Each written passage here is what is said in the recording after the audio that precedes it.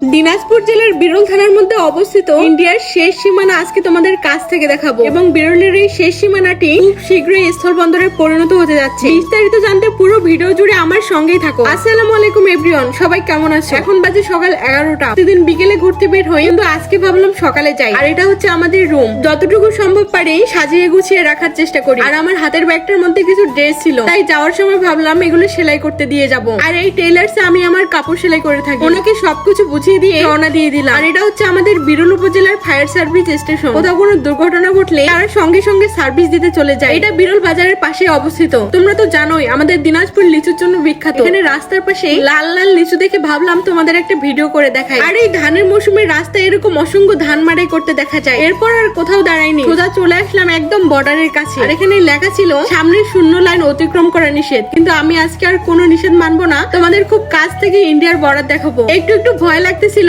কারণ বিজিবিরা সবসময় এগুলো পাহারা দেয়, এখানে ঢুকতে দেয় না, তাই তাড়াতাড়ি করে চলে আসলাম। আর এখানে এক পাশে ইন্ডিয়ার রাধিকাপুর আর অন্য পাশে দিনাজপুর লেখা আছে। তো চলো এবার ইন্ডিয়ার রাধিকাপুর কাছ থেকে দেখাই, মানে তারকাটার একটু কাছে যাই। এখানে আশেপাশের লোকেরা ধান শুকাচ্ছিল, যদিও এদিকে আসতে দেয় না, কিন্তু ওদের যেহেতু এদিকে জমি আছে তাই ঢুকতে দিয়েছে। এখন চলো আরেকটা জিনিস দেখাই তোমাদের। তাড়াতাড়ি করে যাচ্ছি, কারণ বিজিবিরা দেখতে পেলে গালি দিবে। এই দেখো, এই দিক থেকে বাংলাদেশ শুরু আর এই দিক থেকে ইন্ডিয়া শুরু।